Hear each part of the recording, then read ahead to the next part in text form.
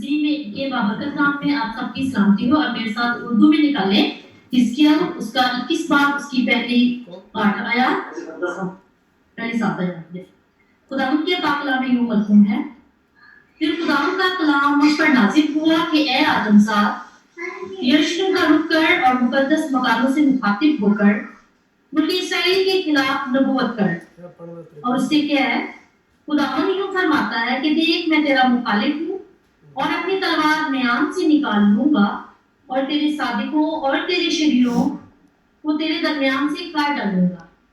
बस चूंकि मैं तेरे दरमियान से सादिकों और शरीरों को काट डालूंगा, इसलिए मेरी तलवार अपने म्यान से निकलकर जनूब से शुमाल तक तमाम बशर पर चलेगी और सब जानेंगे कि मैं खुदावंद ने अपनी तलवार म्यान से खींची है, वो फिर उसमें ना जाएगी। बस ए आदमजाद, कमर की शिकस्तगी से आहें मार और तलब कलामी से उनकी आंखों के सामने ठंडी सांस भर। और जब वो पूछें कि तू क्यों हाय हाय करता है, तो यूं जवाब देना कि उसकी आमद की अफवाह के सबब से और हर एक दिल पिघल जाएगा और सब हाथ ढीले हो जाएंगे और हर एक जीव डूब जाएगा और सब घुटने पानी की मानंद कमजोर हो जाएंगे। खुदावंद फरमाता है, उसकी आमद है, ये वकू में आएगा। ये खुदावंद के मीठे अल्फाज हैं, इनका पढ़ा और सुना जाना हम सब की बात से बरकत हो। खुदा का शुक्र। खुदावंद का शुक्र और उसके जिंदगी पर कलाम के लिए जो अभी आपने सुना है। मेरे चीजों, आज समझो कि हम चर्च में बैठे हैं, ये चर्च ही लगा होता है। जिस तरीके से भी है, चर्च में बैठे हैं और खुदा का कलाम हमें अच्छे तरीके से समझना चाहिए, सुनना चाहिए। जब खुदा का पाक कलाम खोला जाता है तो ये कोई मामूली बात नहीं है। खुदा के बहुत कीमती अल्फाज हैं जो अपने बंदों के वसीले हम तक पहुंचे हैं। तो जिस तरह के कुर्सी की किताब उसका 3 बाब और 16 में लिखा हुआ है कि इससे कमाल बनाई के साथ आपस में तालीम और नसीहत करो और अपने दिलों में फजल के साथ खुदा के लिए मज़ामी और गीत और रूहानी नज़रें गाओ। मेरे को इतनी खूबसूरत आयत खुदा ने हमें दी हुई है, तो हमें ध्यान से खुदा का कलाम सुनना चाहिए। तो खुदा आपको इस कलाम पर अमल करने की तौफीक अता फरमाए और सुनने की ताकत बख्शे। अब मैं हमारा खूबसूरत पास्टर जनाब पादी हनीफ साहब जो आज का कलाम आपके सामने पेश करेंगे, उनसे सुनेंगे कि जो खुदा का कलाम उन्होंने दिया है, खुदा ने उनको दिया है, खुदा उनको बड़ी बड़ी बरकत दे। और जनाब पादी हनीफ साहब से मैं दरखास्त करूंगा कि आए और खुदा का कलाम जो खुदा ने दिया हमारे साथ शेयर करें। थैंक यू सो मच पादरी साहब। खुदावंद का जिंदा कलाम शुरू करने से पहले मैं सिर्फ 2-3 बातें करूंगा। सबसे पहली बात यह है कि आप सबको पता है कि संडे स्कूल जो है वो 3 से 4 बजे तक एवरी सैटरडे होता है और पिछले सैटरडे संडे स्कूल हुआ। Thank you so much parents का, बच्चों का और संडे स्कूल टीचर का। और उसके साथ ही औरतों की जो मीटिंग होती है, खवातीन मीटिंग जो है वो भी हुई। और अगली जो खवातीन मीटिंग है वो 20 जनवरी को यानी कि 20 जनवरी को होगी, बरोज बहुत 8 बजे रात को। तो इसी तरह मैं अपनी उन सारी बहनों माओं का शुक्रिया अदा करता हूँ जिन्होंने पिछली मीटिंग में इकट्ठे होकर खुदावंद के नाम को इज्जत और जलाल देने के लिए अपनी रूहानी टीचर के साथ इस काम में आगे वो बढ़ी। तीसरी बात जो है वो ये है कि आप सब लोग जानते हैं कि जनवरी शुरू हो चुका है और फरवरी मार्च में टैक्स रिटर्न जमा करवानी होती है। तो सब लोग जिन्होंने चर्च को अपना हदिया दिया है वो अपना नंबर और एड्रेस जो है वो अपडेट करें, मुझे तक पहुंचाएं, ताकि फिर कल को मुझे कोई बंदा ना कहे जी मैंने टैक्स रसीद मेरी मुझ तक नहीं पहुंची और ना मुझे कोई कहे। अगर आप लोग जो है ये जनवरी और 15 फरवरी तक मुझे अपने पेपर, अपना एड्रेस वगैरह अपनी चीजें देंगे तो फिर मैं टैक्स रिटर्न की रसीद जो है वो आपको चर्च से लेकर दे सकता हूँ। 15 फरवरी के बाद चाहे कोई नाराज हो, मुझे डिस्टर्ब कोई ना करे। Thank you so much. और आए हम खुदावंद के जिंदा कलाम को पादरी साहब के वसीले से सुने।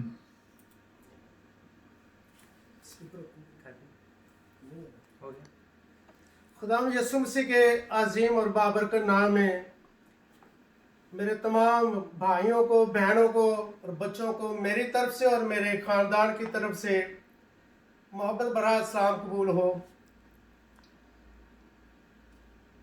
मेरी आवाज़ आ रही है? हाँ जी, थैंक यू।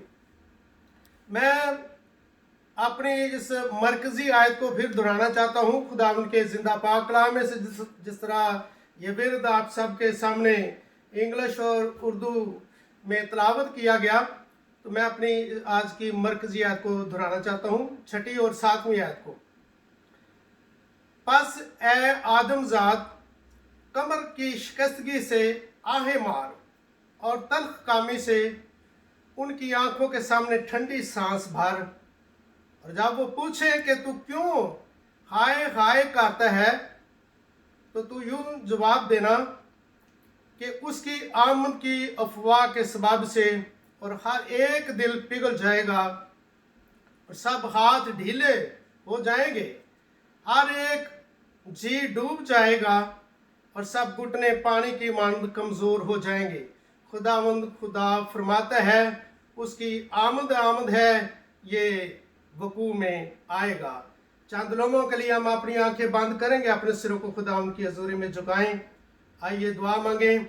खुदावंद कादर मुतलिक, रहमतों के बानी और बरकतों के सर चश्मे, अब्राहम, इसहाक और याकूब के खुदावंद, तेरा शुक्र करता हूँ अपने चर्च के तमाम मेंबरान के लिए जो तेरे ही नाम से जिनकी पहचान है और तेरे ही बेटे और बेटियां कहलाते हैं। खुदावंद तेरा शुक्र करता हूँ। खुदावंद दुआ मांगता हूँ तो अपने कलाम के गहरे भेद, गहरे मुकाशफा खुदावंद अपने बंदा पर नाज़िल फरमा। तेरा पाक रूह कुदस खुदावंद तेरे बंदा की रहनुमाई करे। मैं तेरे खादमों के पाँव की खाक और राख हूँ, ना चीज़ हूँ, अदना सा तेरा खादम हूँ। तो खुदावंद तेरे महान लोगों के दरमियान बैठा हूँ और तेरे महान लोगों के दरमियान तेरे कलाम को खुदावंद बयान करने वाला हूँ। मेरी मदद कर, मेरी सहायता फरमा। ये दुआ मांगता हूँ तेरे प्यारे बेटे अपने खुदावंद यीशु मसीह के वसीला से, आमीन। खुदावंद के कलाम में जो विरद आप सबके सामने तलावत किया गया है, ये आज का जो 7वीं आयत के मुताबिक मजमून जो है वो है आमदे सानी। क्योंकि कलाम हक में लिखा है कि तू, और जब वो पूछे तो तू क्यों हाय हाय करता है, और तू यूं जवाब देना कि उसकी आमद की अफवाह के सबब से हर एक दिल पिघल जाएगा और सब हाथ ढीले हो जाएंगे, हर एक जी डूब जाएगा और सब घुटने पानी की मानद कमजोर हो जाएंगे। खुदावंद फरमाता है उसकी आमद है, ये वकू में आएगा। काफी अर्सा पहले की बात है, मैंने एक शख्स से सुना कि जैसे कि आज 2020वां साल या 21वां साल शुरू हो चुका है, तो काफी अर्सा पहले की बात है, मैंने एक बुजुर्ग से सुना कि खुदावंद के कलाम में लिखा कि मैं जल्द आने वाला हूँ। 2000 साल हो चुके हैं, अभी तक खुदावंद यीशु मसीह इस दुनिया में तशरीफ नहीं लाई। अजीज भाइयों, खुदावंद यीशु मसीह हमारा खुदा वादों का सच्चा जिंदा खुदा है और वो अपने वादों में देर नहीं करता। जितने के लोग इस बात पर गौर करते हैं वो देर समझते हैं, लेकिन खुदावंद हमारा खुदा अपने वादों में देर नहीं करता, क्योंकि खुदावंद की नजर में एक दिन 1000 साल के बराबर है और 1000 साल खुदा की नजर में एक दिन के बराबर है। 1000 साल खुदा की नजर में इस तरह गुजर जाता है जैसे इंसान आंख झपकता है। तो खुदा अपने वादों में देर नहीं करता। हिजकिय्याह फरमाता है कि उसकी आमद है, ये जरूर वकू में आएगा। मैं क्या देखता हूं कि हर शख्स जच्चा की मानंद अपनी कमर पर हाथ रखे हुए है और दर्द में मुब्तला है और पुकारता है, दर्द में मुब्तला है। आज हम खुदाओं की आमद सानी के बारे में खुदावंद का कलाम सीखने और सिखाने की कोशिश करेंगे, एक दूसरे को हम खुदावंद का कलाम ध्यान से सुने, ताकि हम इस कलाम के सबब से खुदावंद से वो बरकत पाए जो हमारा खुदावंद हमें देना चाहता है। इस दुनिया में अगर जब किसी हाकम की, किसी लीडर की, किसी रहनुमा की, किसी बहुत बड़े पादरी साहबान की, किसी बिशप साहब की, किसी मिनिस्टर की जब आमद होती है, तो मैंने बहुत दफा ये देखा है कि जब हमारे बिशप अलेक्जेंडर जॉन मल्क साहब आते थे, हमारे गांव में आते थे, हम केले काट कर रास्ते में दरवाजा बनाते थे केलों का, और रास्ते में चूना लगाते थे, गलियों की सफाई करते थे, क्योंकि एक बहुत बड़ी शख्सियत की आमद है। दुनिया में जब किसी बड़ी शख्सियत की आमद होती है तो मेरे अजीज भाइयों, बड़ी तैयारी के साथ, बड़े प्रोटोकॉल के साथ उसका इस्तकबाल किया जाता है, बैंड बाजे के साथ इस्तकबाल किया जाता है, ढोल ढमके के साथ उसका इस्तकबाल किया जाता है।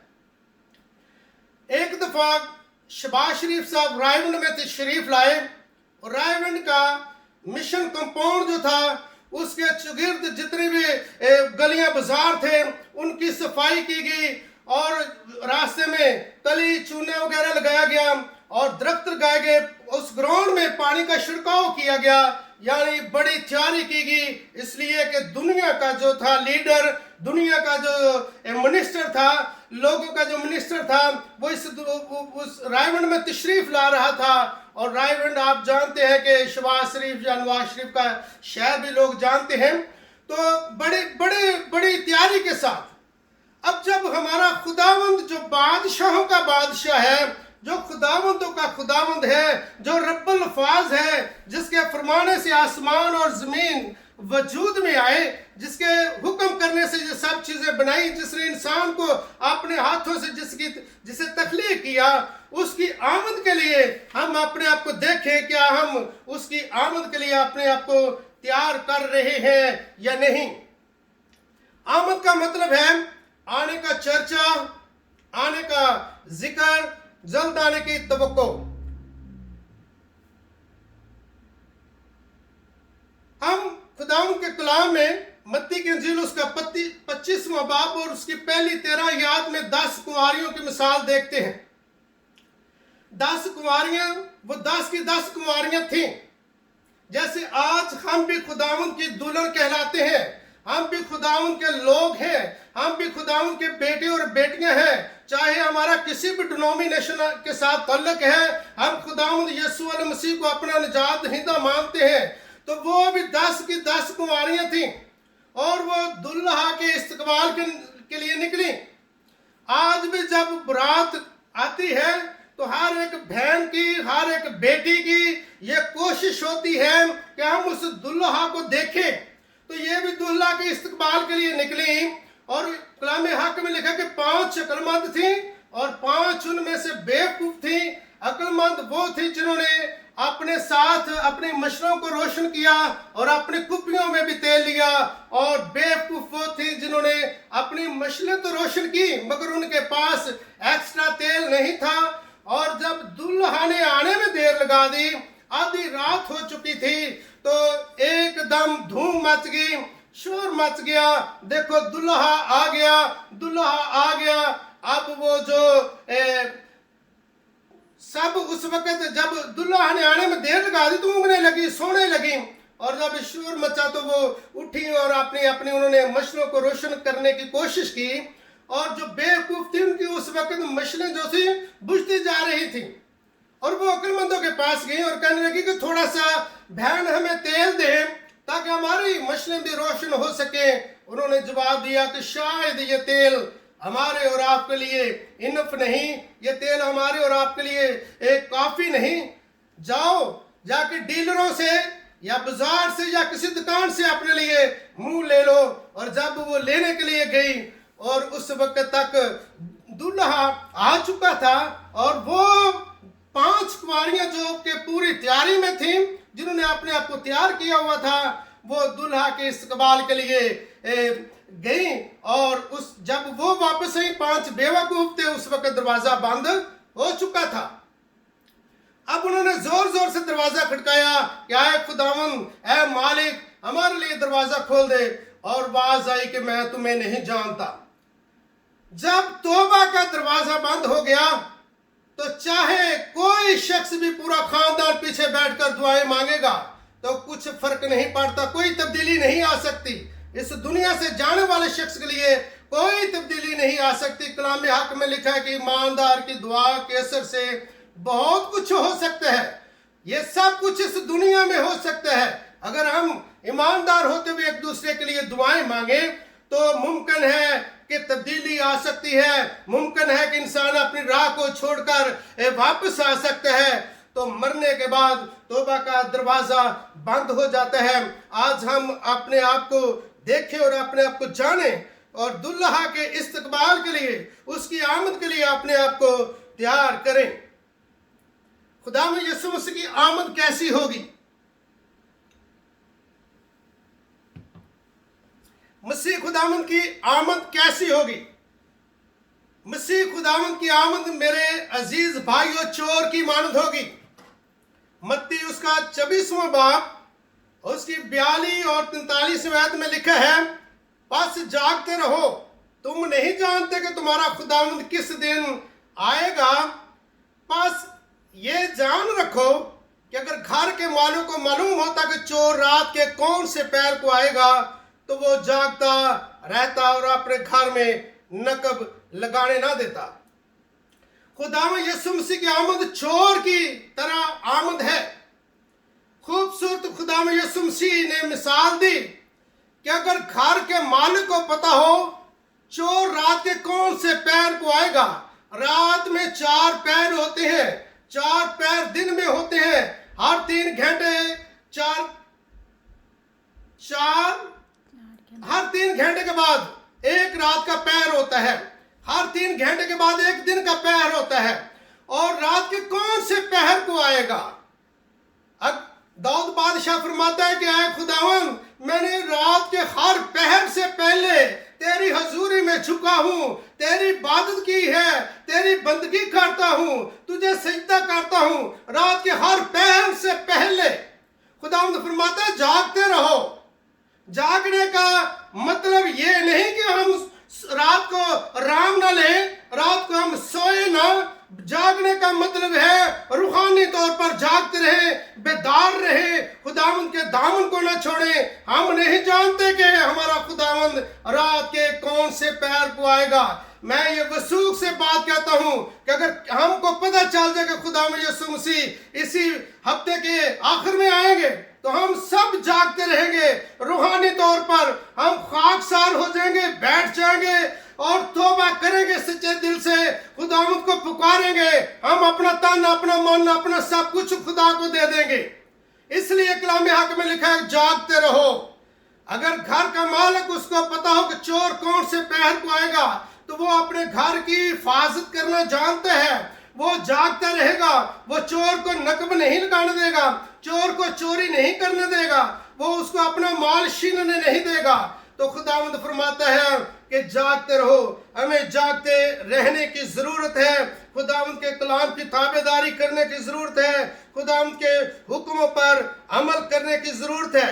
नंबर 2 पर खुदावंद यीशु मसीह की आमद की क्या निशानी क्या होगी?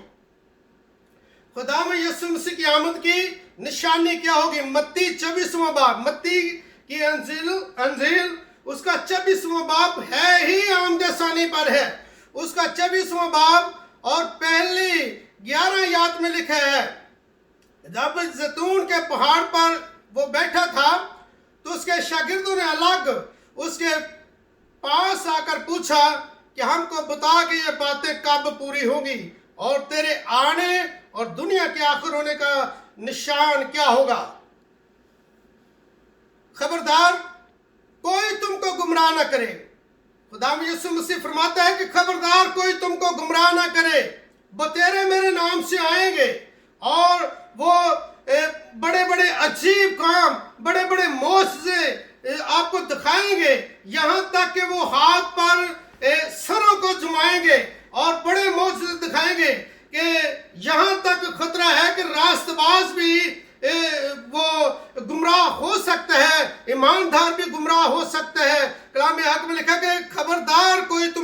गुमराह ना कर दे। वो तेरे मेरे नाम से आएंगे और कहेंगे कि मैं मसीह हूं, और बहुत से लोगों को गुमराह करेंगे। बेदीनी का दौर होगा, सल्तनत पर सल्तनत चढ़ाई करेगी, कौमों पर कौमें चढ़ाई करेंगी, और बेइत्तेफाकी का दौर होगा। मोहब्बत जो है वो मोहब्बत नहीं मिलेगी। मेरे अजीज भाइयों, हम इन बातों पर जब गौर करते हैं तो खानदानों के खानदान लड़ाई में मुब्तला है, मियां बीवी का झगड़ा है, बेटों का बेटियों का झगड़ा है, खानदानों के अंदर झगड़े हैं, भाइयों के दरमियान भाइयों का झगड़ा है, बहनें और भाई आपस में नहीं मिलते, भाई और भाई आपस में बात करना पसंद नहीं करते।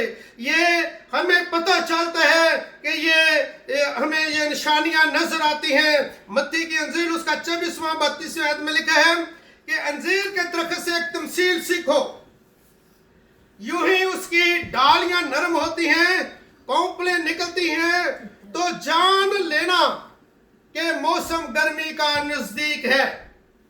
जब गर्मी का मौसम नजदीक आता है तो मैंने अपने गांव में देखा है कि सबसे पहले बादाम का दरख्त और आड़ू का जो दरख्त है उसकी जो शाखें होती हैं, उसकी जो टहनियां होती हैं, उनका रंग ब्राउन सा होता है और उस पर सब्ज और हल्के से सुर्खी माइल फूल आते हैं और वो ब्राउन ब्राउन डालियां सफेद रंग के फूलों से भर जाती हैं और पता चलता है, दूर से पता चलता है कि ये दरख्त बादाम का है या ये दरख्त आड़ू का है। और उस पर जब ये आती है तो पता चलता है कि मौसम जो है गर्मी का नजदीक है। जब ऐसी बातों को खुदावंद यीशु मसीह ने ये तमसील दी, जान लेना कि वक्त नजदीक है, वो दरवाजे पर, बल्कि वो दरवाजे पर है। नंबर 3, यीशु मसीह की आमद को 2 हिस्सों में तकसीम किया जा सकता है। मौतें भी 2 हैं, आमदें भी 2 हैं और पैदाइशें भी 2 हैं, क़यामतें भी 2 हैं। यीशु मसीह की आमद को 2 मरहलों में तकसीम किया जा सकता है। ये आमद का नंबर 4, आमद का पहला मरहला जो है वो बादलों पर होगा। खुदावंद यीशु मसीह की आमद का पहला मरहला बादलों पर होगा। एवाल उसका पहला बाब और उसकी 9वीं और 10वीं आयत में लिखा है कि ये कहकर वो उनके देखते देखते ऊपर उठा लिया गया और बदली ने उनकी नजरों से छुपा लिया। और उसके जाते वक्त जब वो आसमान की तरफ देख रहे थे तो 2 मर्द सफेद पोशाक पहने आ मौजूद हुए और कहने लगे, ऐ गलीली मर्दों, तुम खड़े आसमान की तरफ क्या देखते हो? यही यीशु जो तुम्हारे पास है जिंदा आसमान पर उठाया जा रहा है, इसी तरह फिर आएगा। मसीह खुदावंद एक बदली ने उनको छुपा लिया और बदली के दरमियान वो आसमान पर उठाए गए। कलाम हक में लिखा है कि इसी तरह वो फिर बादलों को अपना रथ बनाएगा और फिर वो मसीह खुदावंद की आमद का पहला मरहला कहाँ होगा? बादलों पर होगा, जमीन पर नहीं होगा। आमद का पहला मरहला बादलों पर होगा। पहला कुरिन्थियों उसका 4वां बाब उसकी 16 से 18वीं आयत में लिखा है, क्योंकि खुदावंद खुद आसमान से ललकार और मुकर्रर फरिश्ता की आवाज के साथ और खुदा के नरसिंगे के साथ उतर आएगा और पहले तो जो मसीह में मोए हैं वो जी उठेंगे। पौलुस रसूल फरमाते हैं, भाइयों मैं नहीं चाहता कि तुम गमज़दा हो, उनके बारे में फिक्रमंद हो, उनके बारे में गमज़दा हो जो इस दुनिया से रहलत कर गए हैं। खुदावंद फरमाता है कि जो खुदा का बंदा पौलुस रसूल फरमाता है जो मसीह में होकर इस दुनिया से रहलत कर गए हैं वो मरे नहीं बल्कि सो गए हैं, और सोए हुए शख्स को आवाज देकर झुका लिया जाता है। वो मरे नहीं बल्कि मसीह में सो गए हैं।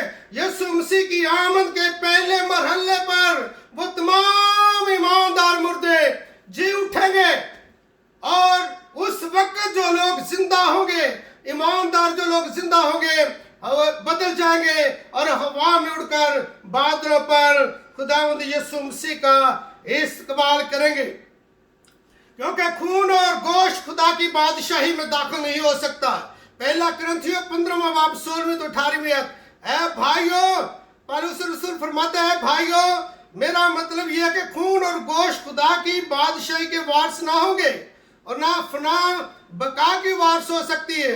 देखो, सब से भेद की बात कहता हूं कि हम सब तो नहीं सोएंगे, मगर सब बदल जाएंगे और एकदम एक पल में नरसिंगा फूंकते होगा, मुर्दे गैर फानी हालत में जी उठेंगे।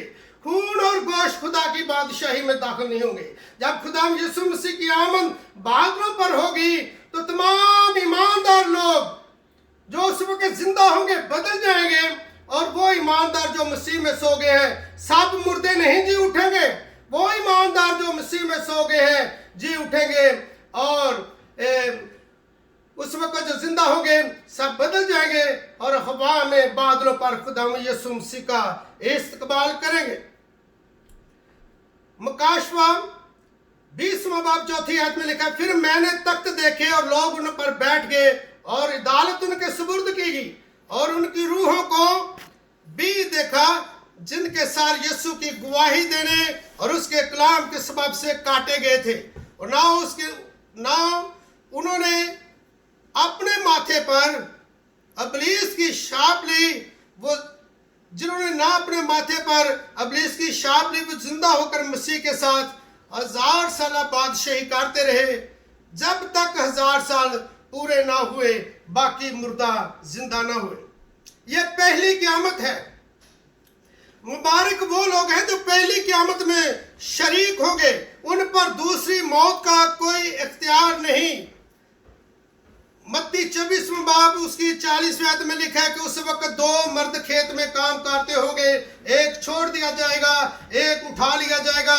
2 औरतें चक्की पीसती होंगी, एक छोड़ दी जाएगी, एक उठा ली जाएगी। ये 2 का जो जिक्र आया है, ये ईमानदार और गैर ईमानदारों का जिक्र है।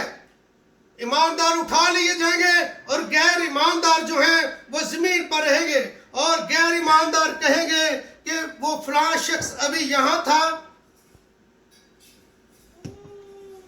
पता नहीं कि वो कहां गायब हो गया है। मैंने एक ईमानदार शख्स की गवाही सुनी है कि वो हर रोज घुटनों के बाल होकर खुदावंद के घर में खुदा की बंदगी करता था, और उसकी बेगम साहबा भी, वो दोनों मियाँ बीवी ईमानदार लोग थे और वो खुदा की इबादत करते थे। और जो डॉक्टर साहब थे वो रात को उठे, आधी रात के वक्त चर्च में चले गए, और थोड़ी देर के बाद मैडम साहबा उठी और उन्होंने देखा कि डॉक्टर साहब अपने बेड पर नहीं है। वो सोचने लगे कि शायद रैप्चर हो चुका है, शायद कलीसिया आसमान पर उठाई गई है और डॉक्टर साहब भी आसमान पर उठाए गए हैं और मैं जमीन पर रह गई हूँ। वो अपने कोठी के अंदर, अपने घर के अंदर, उनका बड़ा सा घर था, वो उसने तमाम दरवाजे देखे, बाथरूम चेक किया, और फिर वो चर्च के अंदर गई और डॉक्टर साहब घुटनों के बाल होकर खुदा की बंदगी कर रहे थे, और वो भी खुदावंद की हजूरी में झुक गई। जब रैप्चर होगा तो कोई नहीं जानता, लोग कहेंगे कि फलां शख्स यहाँ था, फलां यहाँ था, अब मिल नहीं रहा, पता नहीं कहाँ है। वो आसमान पर उठा लिए जाएंगे, ईमानदार आसमान पर उठा लिए जाएंगे। नंबर 5, कलीसिया आसमान पर होगी। दूसरे आसमान पर ईमानदारों के कामों की अदालत होगी। कलीसिया कहाँ होगी? आसमान पर होगी। ईमानदार आसमान पर होंगे, रास्तबाज बरगजीदा लोग आसमान पर होंगे, बादलों पर खुदावंद का इस्तकबाल करेंगे। दूसरे आसमान पर मेरे अजीज भाइयों, ईमानदारों के कामों की अदालत होगी। कलाम हक में लिखा है, मुकाशवा 22वां बाब 12वीं आयत, देख मैं जल्द आने वाला हूँ, हर काम के मुआफिक देने के लिए अजर मेरे पास है, हर काम के मुआफिक देने के लिए बरकत मेरे पास है। गो हमने जिस्म के सबब से बुरे काम करते हैं, खा हम भले काम करते हैं, हर काम के मुआफिक जजा और सजा मेरे अजीजों खुदावंद हमें देगा, क्योंकि दूसरे आसमान पर अदालत होगी। तो इनकी अदालत होगी, ईमानदार लोगों की अदालत होगी। कोई ईमानदार ये ना समझे कि मेरी अदालत नहीं होगी। ईमानदार लोगों की भी अदालत होगी, खुदा के बरगज़ीदा लोगों की अदालत होगी, हर एक शख्स की अदालत होगी, क्योंकि कलाम हक में लिखा कि हर एक के काम के मुवाफिक देने के लिए अजर मेरे पास है। देख मैं जल्द आने वाला हूँ। वाइस उसका 11वां बाब उसकी 9वीं आयत में लिखा है, जवान अपनी जवानी में खुश हो। आज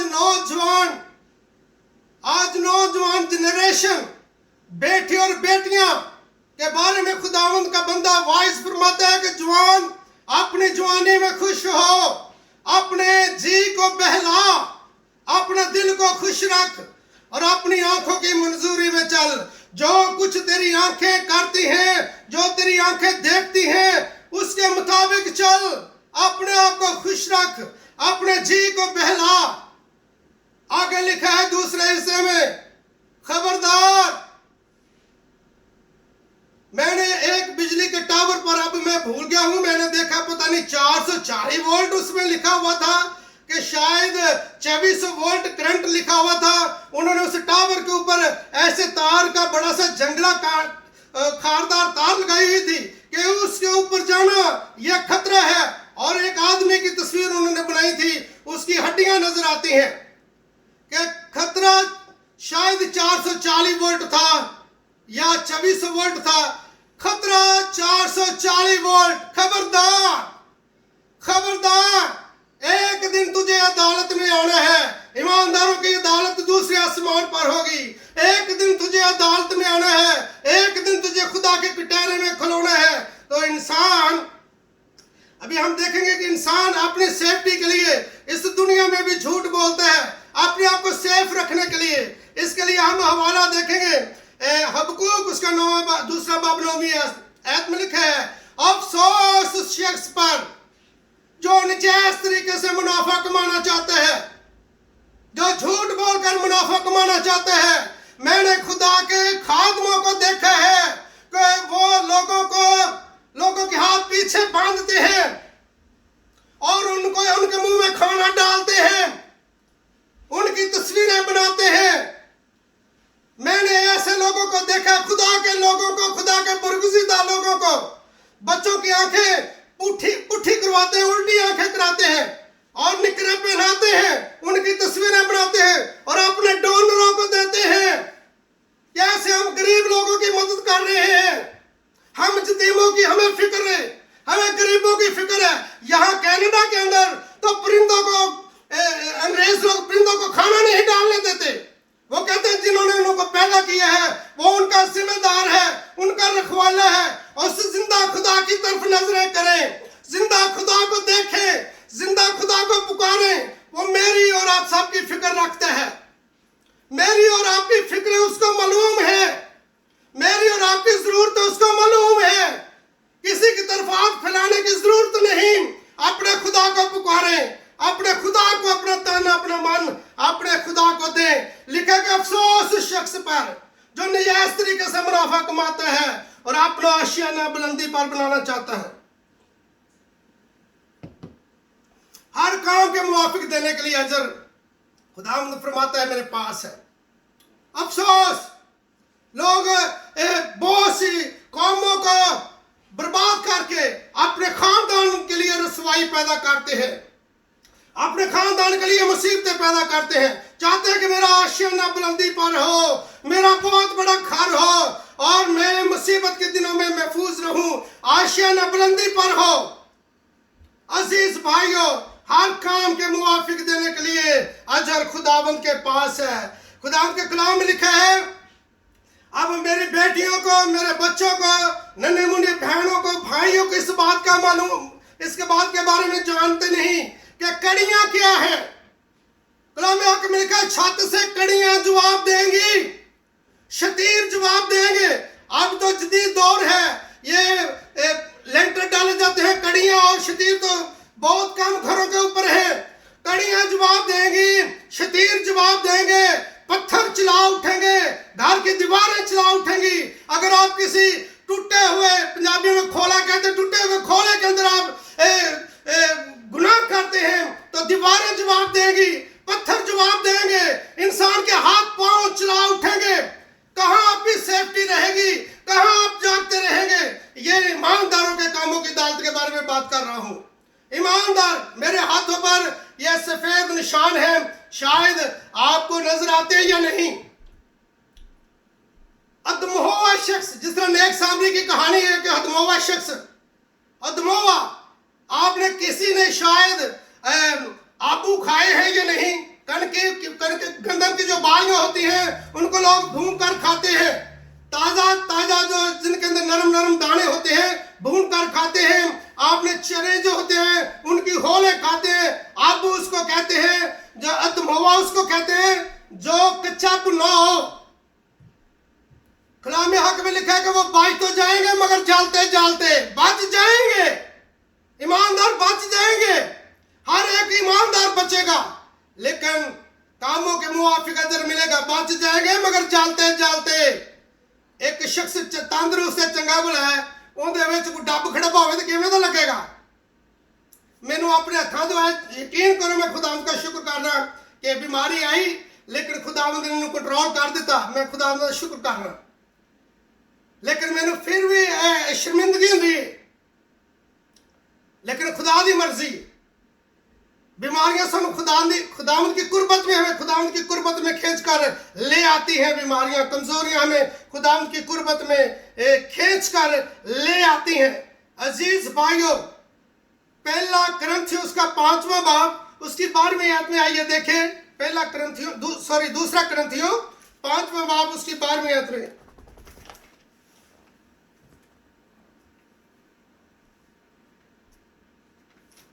सॉरी 10वीं है, 5वां पहला करंथियों उसका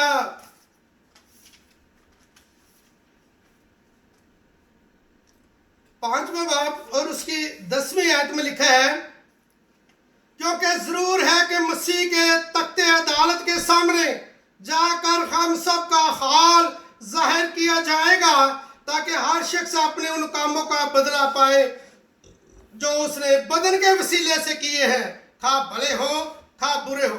हर एक शख्स का मसीह की तख्ते अदालत के सामने हाल बयान किया जाएगा। हमारा खुदा दिलों और गुर्दों के जांचने वाला खुदा है।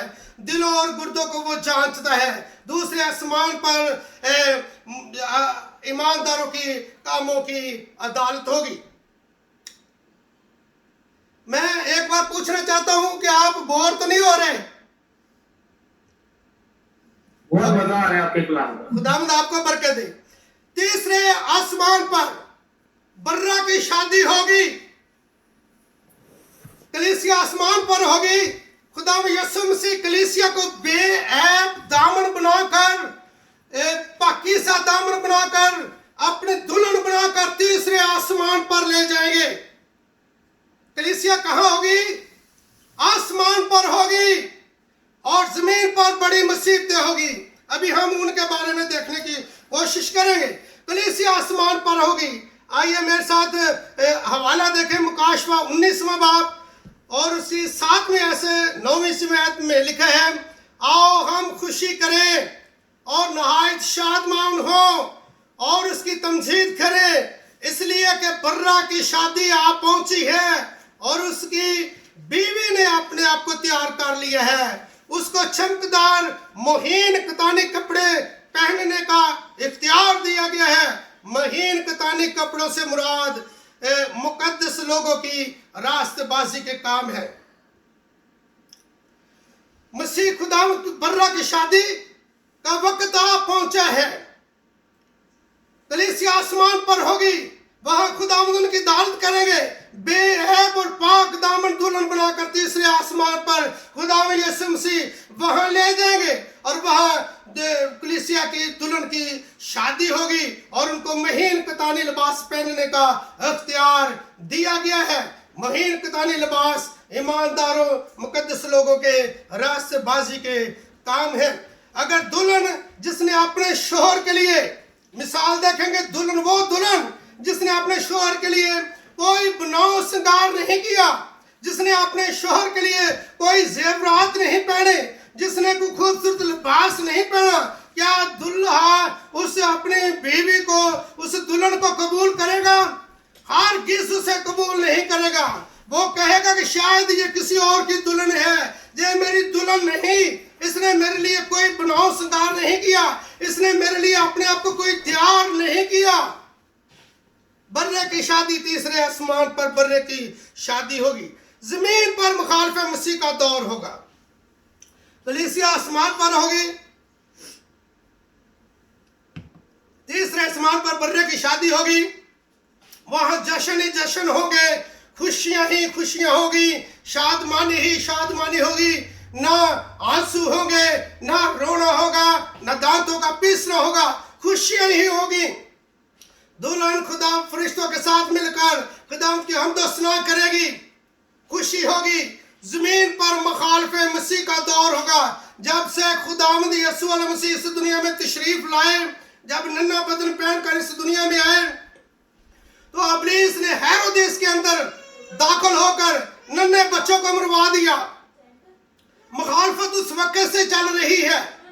और जब कलीसिया आसमान पर होगी, कलीसिया का रैप्चर हो जाएगा, जमीन पर मुसीबत का आगाज हो जाएगा, मुसीबतों का शुरू हो जाएगा और मुखालिफ मसीह का दौर होगा। मुकाशफा छठे बाब से लेकर 9वें बाब तक, ये 4 बाब हैं। आप इनको पढ़ सकते हैं। मैंने पढ़ने की कोशिश की है, मगर मैं अपने काम की जाने की वजह से, थकावट की वजह से मैं पढ़ नहीं सका। लेकिन इनको आप पढ़ सकते हैं, 4 बाब को, छठे बाब से 9वें बाब तक 4 बाब आते हैं। और वो जितनी मुसीबतें इन 4 बाब के अंदर लिखी गई है, फरमाई गई है, वो जमीन पर नाज़िल होगी। कुछ लोग कहते हैं कि मोहरें खुल गई हैं। कुछ लोग पता नहीं किस तरह के लोग तालीम देते हैं, मोहरें खुल गई हैं, ये हो गया। आप मुकाशफा पढ़ेंगे, आप 9वें बाब से छठे बाब से 9वें बाब तक खुदा के कलाम को पढ़ेंगे, ध्यान से पढ़ना, आपको पता चलेगा कि कब मोहरें खुल गई हैं या खुलने वाली हैं, नरसिंगा फूंका गया है या फूंका जाने वाला है। बड़ी बड़ी मुसीबतें आएंगी, बड़ी बड़ी मुश्किलातें आएंगी, बड़ी बड़ी परेशानियां आएंगी और लोग उस वक्त मौत को ढूंढेंगे। लोग मौत ढूंढेंगे, जो लोग जमीन पर रह जाएंगे। कलीसिया आसमान पर होगी, बाइबल मुकद्दस आसमान पर होगी। ना कलाम मिलेगा, ना कलाम सुनाने वाला कोई मिलेगा। लोग मौत ढूंढेंगे। ऐ टीलो हम पर गिर पड़ो, ऐ पहाड़ों हमें छुपा लो, और मौत नहीं मिलेगी। लोग समंदर के एक किनारे से दूसरे किनारे तक, मशरक से मगरब तक खुदा उनका कलाम तलाश करेंगे। कलाम कहाँ से मिलेगा? कलाम सुनाने वाला नहीं मिलेगा। ईमानदार तो आसमान पर होंगे और जमीन पर मुखालिफ मसीह का दौर, कहां से कलाम मिलेगा? आज कलाम की बारिश हो रही है। आज कलीसिया के अंदर मुझसे ज्यादा, शायद दूसरे पादरी साहबानों से भी ज्यादा कलीसिया के लोग कलाम को जानते हो। आज कलाम की बारिश हो रही है, मगर उस वक्त कलाम नहीं मिलेगा। लोग टीलों को पुकारेंगे, लोग पहाड़ों को पुकारेंगे, हम पर गिर पड़ो, हमें छुपा लो। लोग मौत ढूंढेंगे और मौत नहीं मिलेगी। मत्ती 24वां बाब उसकी 15वीं ऐ से 20वीं ऐ तक। बस जब तुम उजाड़ने वाली मकरूह चीज का, जिसका जिक्र दानियल नबी ने किया गया, मुकद्दस मुकाम पर खड़ा हुआ देखो, मुकद्दस मुकाम में खड़ा हुआ देखो, तो पढ़ने वाला समझ ले। तो जो यहूदिया में हो,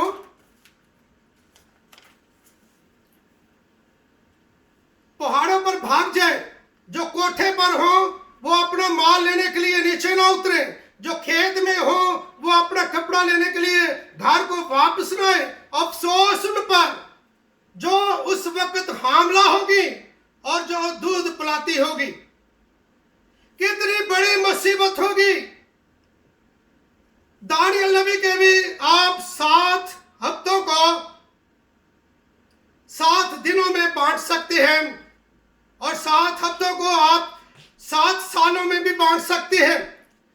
पहले 3.5 सालों में दानियल नबी के 7 हफ्तों को भी हम 2 हिस्सों में बयान कर सकते हैं। पहले 3.5 हफ्तों में मुखालिफ मसीह का दौर होगा, मुखालिफ मसीह इस दुनिया में अमन कायम करने की कोशिश करेगा, सलामती कायम करने की कोशिश करेगा। मुखालिफ मसीह यहूदियों से कहेगा हैकल बनवाएं। आप यूट्यूब पर देखते होंगे, आप खुदा के बहुत खूबसूरत खादमों को सुनते हैं, आप खुदा के बहुत खूबसूरत महान लोगों को देखते हैं, सुनते हैं, और लोग ये इस बात को फरमा रहे हैं कि हैकल जो है बनी इस्राएल ने उसकी बुनियादें जो है वो रिसर्च कर ली है, उस पर हैकल बनेगी। यहाँ इस वक्त मस्जिद अक्सा बनी है, उस पर हैकल बनेगी। मुस्लिम लोग कहते हैं यीशु मसीह की आमद होगी, मस्जिद अक्सा के गुम्मट पर होगी, और वहां से मेहंदी जो है वो सीढ़ी लगाएगा और यीशु मसीह वहां से नीचे आएंगे। देखे अकल की बात, देखे कहा हजारों मील जमीन से दूर आसमान है, वहां से खुदा यीशु मसीह बादलों पर रथ बनाएंगे और यहाँ उनको सीढ़ी की जरूरत है। देखे मुखालिफ मसीह यहूदियों को कहेगा कि हैकल बनाएं, वो हैकल बनाने लग जाएंगे, और जब हैकल बन जाएगी, हैकल मुकम्मल हो जाएगी, मुखालिफ मसीह हैकल में खड़ा हो जाएगा और यहूदियों से कहेगा कि मैं तुम्हारा खुदा हूं, मेरी बंदगी करो, मुझे सजदा करो, मेरी इबादत करो, मैं तुम्हारा खुदा हूं। अजीज भाइयों, यहूदी मुखालिफ मसीह से भाग जाएंगे क्योंकि वो कहेंगे कि ये हमारा खुदा नहीं, हमारा खुदा तो आसमान और जमीन का खालिक और मालिक है, हमारा खुदा तो बनी नौ इंसान का बनाने वाला खुदा है। हमारे खुदा के फरमाने से जर्रा जर्रा और पहाड़ चांद सूर्य वजूद में आए। मुकाशवा 12-15 आयत में लिखा है कि अज़दहा, जब वो बनी इस्राएल भाग जाएंगे, वो अज़दहा, वो पुरानी किस्म का सांप, वो अज़दहा जो इब्लीस है, वो अपना मुंह खोलेगा और नदी की तरह उनके पीछे पानी बहा देगा।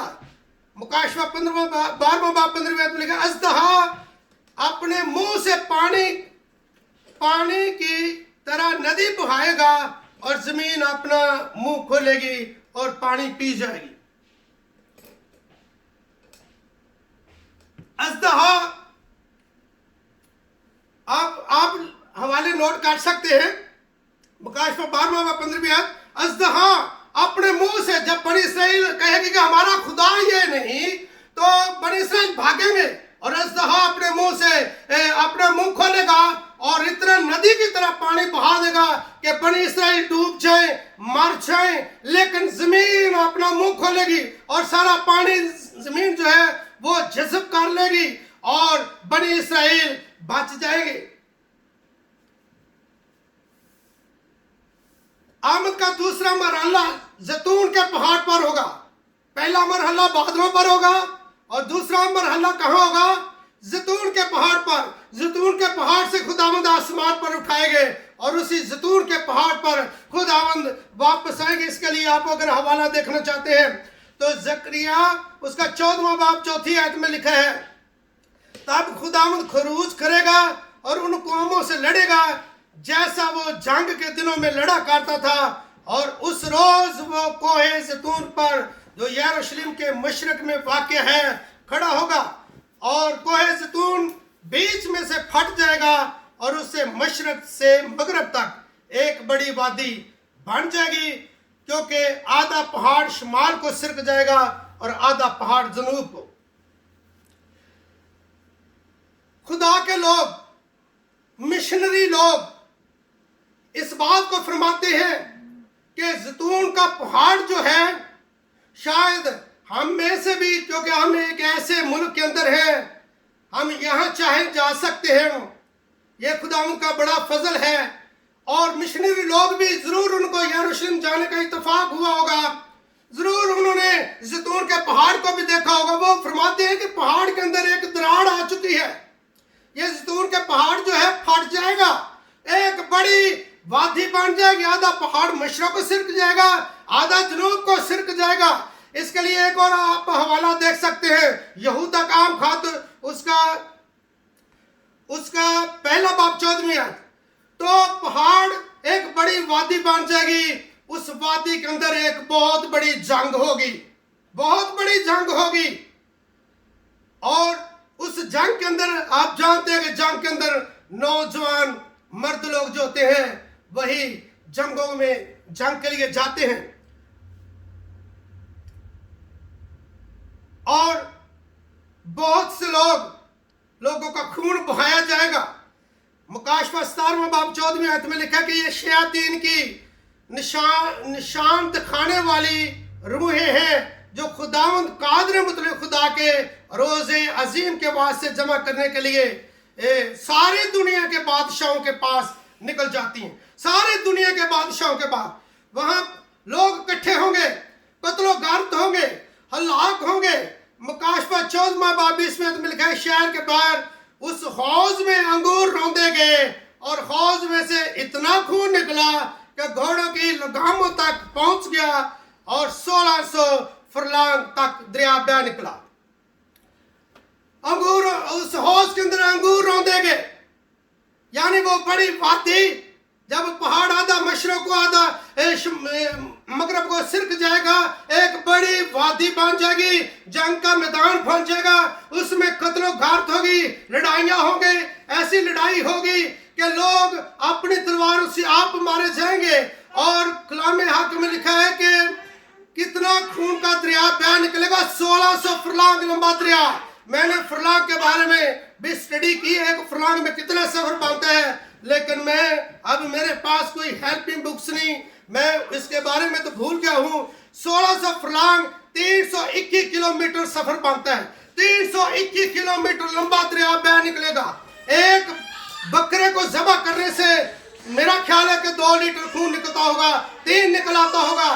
तो ये आदमियों के खून का इतना बड़ा दरिया बह निकलेगा, इतना बड़ा दरिया बह निकलेगा जिसकी गहराई घोड़े की दुम तक या घोड़े की लगाम तक होगी। इतना बड़ा खून होगा। और कलाम हक में लिखा है यशायाह नबी उसका पहले बाब चौथी आयत में लिखा है, उस वक्त मर्द लोग जो कत्ल हो जाएंगे, हलाक हो जाएंगे। आज भी अगर हम दुनिया में देखें तो बेटियां की जनरेशन, बेटियां जो है एक घर में ज्यादा है, बेटे उसकी निस्बत कम है। तो इतनी उस वक्त औरतें बच जाएंगी और सात औरतें एक मर्द के साथ रहेंगी और कहेंगी, मर्द से कहेंगी कि क्योंकि मर्द लोग हलाक हो जाएंगे, हमें इतना काफी है, हम अपना कमाएंगे, अपना खाएंगे, इतना काफी है कि हमें यह होना चाहिए कि हम फलां शख्स की हमारा क्या रिश्ता है फलां शख्स के साथ। मुस्लिम लोग इस बात को भी ले जाते हैं आसमान पर कि जमीन पर अगर ईमानदार मुसलमान मरते हैं तो उसे आसमान पर 70 हूरें मिलेंगी। अगर ईमानदार औरत मर जाए तो उसे आसमान पर क्या मिलेगा? कुछ समझ नहीं आता कि उनको आसमान पर क्या मिलेगा। हूरों के बदले में हूरे हो सकते हैं, 7 हूरें मिलेंगी, 70 सात दुनिया और 70 आखिर कहते हैं। तो ये तो जमीनी बात है। हूरों की, औरतों की जरूरत जमीन पर है, आसमान पर सब लोग फरिश्तों की मानद होंगे। वहां ब्याह शादी का कोई जिक्र नहीं होगा, आसमान पर लोग फरिश्तों की मानद होंगे। नंबर 10, खुदावंद अपने परिंदों और खूंखार जानवरों को दावत देता है। मसीह खुदावंद उस ज़ियाफत को जो उस पहाड़ में, उस वादी में मर्दों का खून और गोश्त होगा, मसीह खुदावंद अपने खूंखार परिंदों को दावत देता है। हिजकिय्याह 39वां बाब 17 से 18वीं आयत तक आप देख सकते हैं। ऐ आदमजाद, खुदावंद फरमाता है, हर किस्म के परिंदे, मैदान के हर एक जानवर से कह, जमा हो, आओ और मेरे उस ज़बैया पर जिसे मैं ज़बह करता हूँ, हाँ, इस्राएल के पहाड़ों पर जिसे मैं ज़बह करता हूँ, हर तरफ से जमा हो ताकि तुम गोश्त खाओ और खून पियो।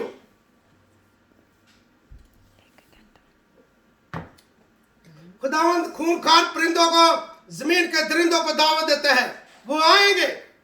ये ज़ियाफत बनाए आलम से पेशतर उनके लिए तैयार की गई है। वो आएंगे और उसको खून को पी जाएंगे और जमीन को चट कर देंगे, जमीन को साफ कर देंगे और खून का वहां नामो निशान नहीं रहेगा।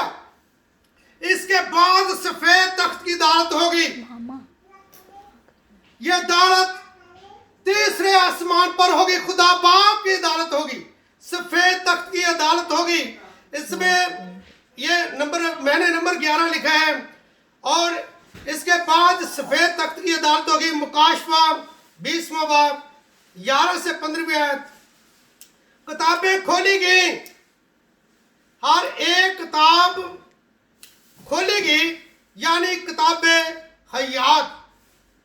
और जिस तरह उस किताब में लिखा हुआ था, उनके अमाल के मुताबिक मुर्दों का इंसाफ किया गया।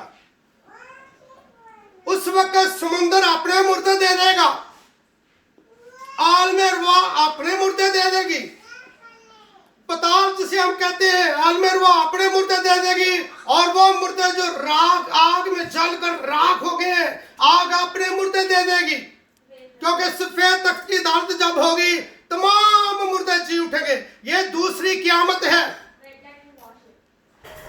मुसीबत के दिनों में भी जो लोग इब्लीस की मोहर नहीं लेंगे, जो लोग इब्लीस की शाप नहीं लेंगे, जो 666 की मोहर नहीं लेंगे, वो भी मेरे अजीज भाइयों, मुसीबत में भी निजात का वक्त है। मुसीबत में भी लोग बच जाएंगे।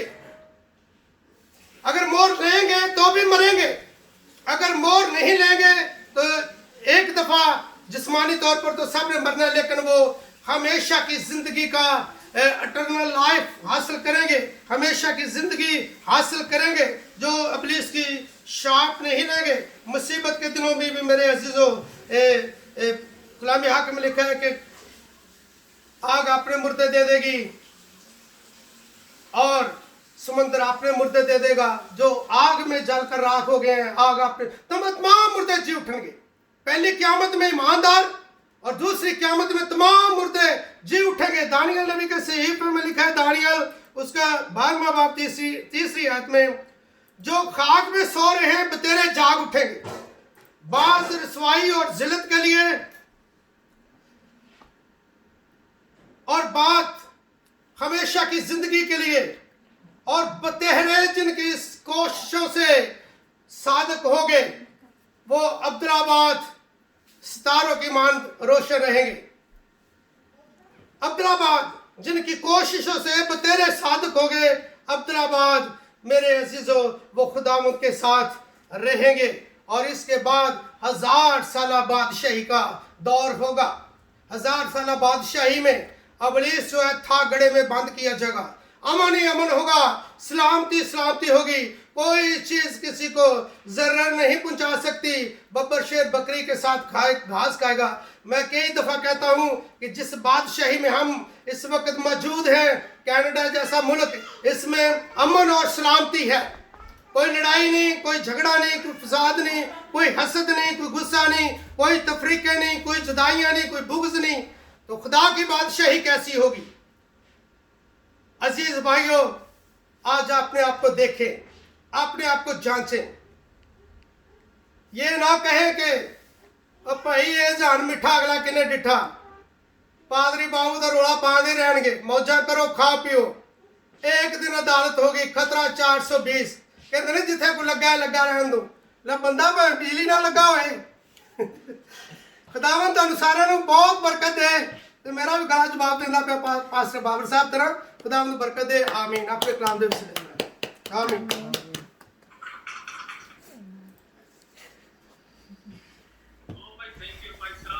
खुदावंद बरकत दे।